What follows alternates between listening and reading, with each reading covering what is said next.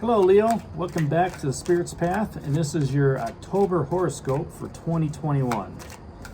Okay, and just to recap the year, this is the year of the ancestors, so everybody's listening to their own universal beat. All the signs are, wherever that path is leading you. All right, and you're dedicated to that path as you're moving forward, right? You started the year out with that page of bows, that emissary, okay? Learner, a messenger, activity, Leo, and that's how January started out, actively learning. And what happened was, whatever you learned led you to realize what your destiny and your fate is. That, it allowed you to look at your life and say, you know what, you are the maker of the fate and destiny that's at hand. And you've got the three herons in the back as well to help guide you.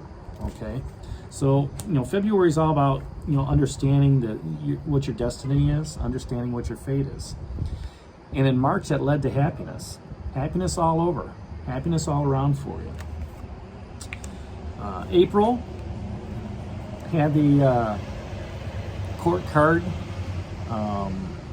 energy of that Knight of Arrows and the Hawk, and making that quick decision. Okay, being able to have the vision up above to make the right decisions. Now, Knights were all about fighters, tacticians, and this Hawk has makes swift decisions. This is fast moving energy for you in April, and that led into May, where you felt comfortable being at home with the 10 of stones. And stones is also completion too, right? Or the 10 is for the stones. So maybe in May it was just kind of like you're feeling at home with whatever's going on for you, Leo. June, there was some jealousy going on. All right, whether you were jealous of somebody else or somebody was jealous of you. Now, if you were, as I say, if you're jealous of somebody else, you're putting blessings upon them. If they were jealous of you, you were being blessed in June. That was the first half of the year. So you look at that, and a couple of court cards, and the wheel and the 10 of stones.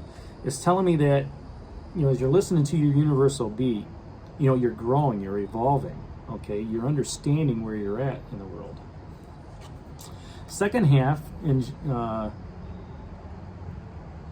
July, you start out with the 9 of stones in tradition, looking more at traditional values, looking more at traditional concepts. Okay, trying to uphold the tradition that's going on in your life. Now, to personalize this a little bit for me, my mom passed away late June and going into July. July is usually a good month because it's my sister's birthday, it's my mom's birthday, and it's mine. And I'm at the end of the month, and it's kind of having those traditional birthday parties as we were going through in July. Even though my mom had passed, we still were able to celebrate her birthday at the memorial that we had. So we kept some traditions alive with that. August, you were setting new goals, Leo. You were keeping your eyes on a prize and realizing what was going on. Okay, and then September was all about the Queen of Arrows and the Swan. Okay, and she was asking you, what help do you need to ask for? All right, as you're transitioning from one pond to the next, what straightforward approach is needed for you this month? And maybe that was putting, as cliche as it sounds, putting all your ducks in a row, right? So you can move forward for the rest of the year. Okay, so let's see what October has for you. I'm going to do the same thing that I've done in the past. Most of this year is I'm going to draw one card for the theme, and then we'll look at how each week ties into that theme. So what is the theme for Leo for the month of October, Spirit? Give us just one card for the month of October for the theme for Leo. As we move into this fall weather, the theme, 4 vessels, boredom. October is going to be very boring for you, which I like this. My first thought was, oh boy, this is going to be tough, Leo. But I actually like this card for you because as fiery energy as you are, with this Four of Vessels and boredom, Mercury is retrograde for the first 3 weeks of this month. And this is going to, it's going to affect your communications. It's going to affect wherever Libra is in your chart. And for me personally, I don't do much during a Mercury retrograde. I watch what I'm doing, watch my spending. I watch, everything that's going on. And this might be the same case for you, Leo. Okay, this month is going to seem boring to you. And that's because everything, all the communications are going backwards. It's going to be a very slow moving month. But yet at the same time, you don't want to get caught up in that lethargy. You don't want to get caught up in the laziness because there's still water, emotional energy flowing behind you, psychic energy flowing behind you. So much that you're not even paying attention that it's on the ground. It's running on the ground away from you, right? It's overfilling those vessels. So, this is a great card with Mercury retrograde, but it's also looking at it, giving you the awareness of saying, you know what? It's going to be a lazy month, but I need to be aware of that lazy month. I can't let that get a hold of me, right? And drag me into worry and fear and stagnation, right? So let's see how the rest of this plays out for you, Leo. You have the Seer card in the first week. The second week, Ace of Stones, Foundation of Life. Third week, you're going to find that balance. And during that fourth week, Leo, oh, now you don't want to come out. Seven of Bows, clearance. I like this at the end for you, Leo. So the Seer card. Let's talk about the Seer. Card number 2. The Shaman is the manifestation card. The Seer, to me, she doesn't. This is a life lessons card. Let's start there. And she likes to talk in riddles. All right. She never gives you a clear answer on what's happening. And that doesn't surprise me, because with Mercury, being retrograde in communications, you're not going to get clear answers on stuff. As boring as this month is going to be, okay, you're going to have to decipher the messages. Okay, you're going to have to watch those communications that are out there and make sure that everything is set up ahead of time. Because she's not going to give you that clear, concise answer. She's going to talk to you in riddles on how you go about doing things. All right? Now, she's also a nurturer. So, she's not going to set you up to fail. She's going to set you up for success. But yet at the same time, you have to read between the lines on things. You have to ask those questions, even from last month, that Queen of Arrows, ask for the help that's needed. You have to look at that and say that she's giving you the right answers, but in a different language that you have to understand. A language of beauty, a language of balance, a language of the nature, the natural laws, right? To say things, for everything that gives, there's something that takes away, right? So listen intently during this first week of October, Leo.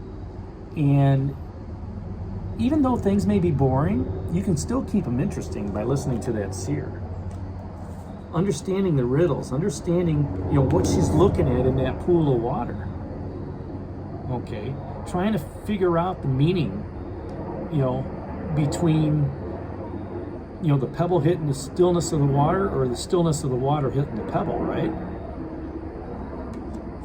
That second week, even though this is going to be a boring month for you, and you're deciphering the messages from the Seer, it's going to give you an opportunity to sit back, Leo, and have a new beginning of security, stability. Manifesting that that materialism, right? Aces are new beginnings, and stones is all about security, stability.